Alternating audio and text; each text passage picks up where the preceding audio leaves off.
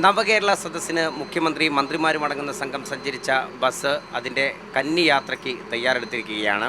കോഴിക്കോട് നിന്നും ബാംഗ്ലൂരിലേക്കാണ് സാധാരണ യാത്രക്കാരെയും വഹിച്ചുള്ള യാത്ര. എന്തൊക്കെയാണ് ഈ ബസ്സിലെ സൗകര്യങ്ങളെന്ന് കാണാം. മുഖ്യമന്ത്രി ഇരുന്നിരുന്ന കസേരയാണിത്. ഇത് സാധാരണ യാത്രക്കാർക്ക് സഞ്ചരിക്കാനാവുന്ന വിധം തന്നെ ക്രമീകരിച്ചിട്ടുണ്ട്. മറ്റുള്ള കാഴ്ചകളൊക്കെ കാണാം.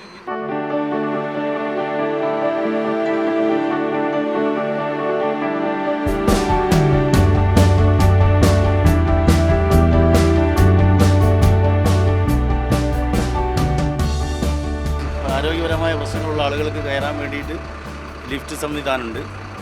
പിന്നെ നിലവിൽ ഈ ഒരു സർവീസ് ഈ 4 മണിക്ക് ആദ്യമായിട്ടാണ് ഇവിടെ ഓപ്പറേറ്റ് ആവുന്നത്.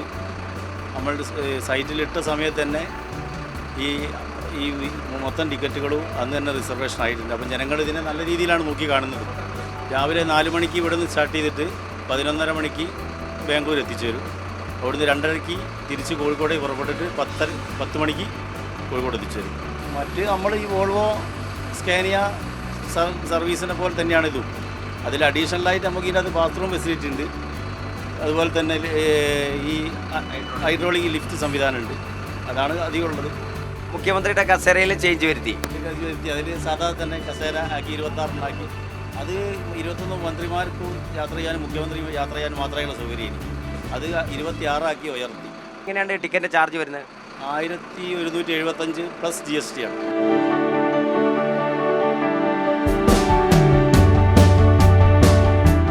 എങ്ങനെ വ്യത്യാസം ഫീൽ ചെയ്യുന്നുണ്ടോ?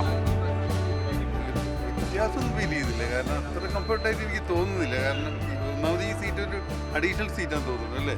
അതുകൊണ്ട് അത്ര ഞാനിരിക്കുന്ന സീറ്റ് കംഫർട്ടായി തോന്നുന്നു.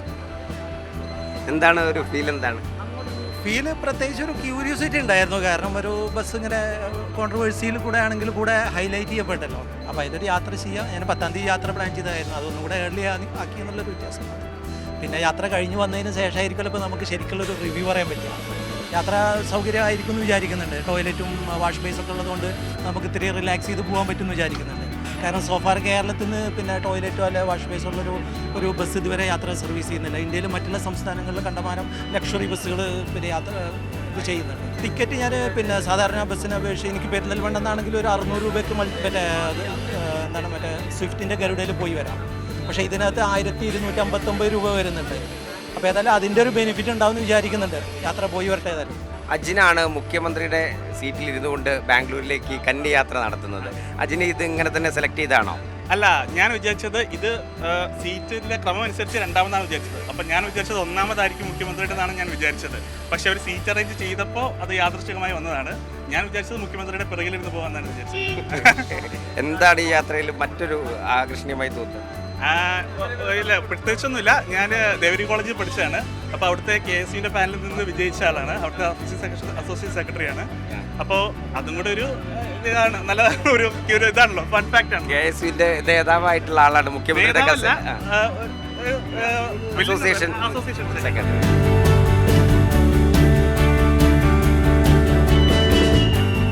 ഈ നവകേരള സദസ്സിന്റെ ഭാഗമായിട്ടുള്ള ബസ് തന്നെ സെലക്ട് ചെയ്തതാണോ? ഞാൻ പേപ്പറിൽ ന്യൂസ് കണ്ടിട്ടുണ്ടായിരുന്നു. അപ്പം സെലക്ട് ചെയ്തത്. എനിവേ ബാംഗ്ലൂർ പോകണമായിരുന്നു. തുടക്കത്തിൽ തന്നെ റിസർവേഷൻ കംപ്ലീറ്റ് ബുക്ക്ഡ് ആയി തോന്നുന്നില്ല? ഞാൻ എടുത്തപ്പോൾ ഒത്തിരി സീറ്റ് ഉണ്ടായിരുന്നു. എന്താ ചെയ്യുന്നത്? ഞാൻ അവിടെ വർക്ക് ചെയ്യാണ് ബാംഗ്ലൂർ.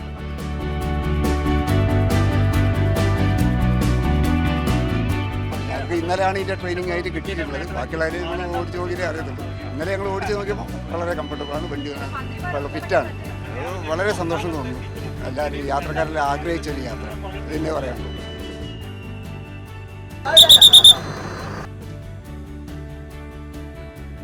അതേസമയം കന്നി യാത്രയ്ക്കിടെ ഡോറിന് തകരാർ സംഭവിച്ച് ഗ്യാരേജിൽ കയറ്റേണ്ടി വന്നത് യാത്രയിലെ ചെറിയ കല്ലുകടിയായി. ഹൈഡ്രോളിക് ഡോർ തനിയെ തുറക്കുകയായിരുന്നു. ഒടുവിൽ യാത്രക്കാരൻ്റെ ബാഗിൻ്റെ വള്ളി ഉപയോഗിച്ച് ഡോർ കെട്ടിവെച്ചാണ് യാത്ര തുടർന്നത്.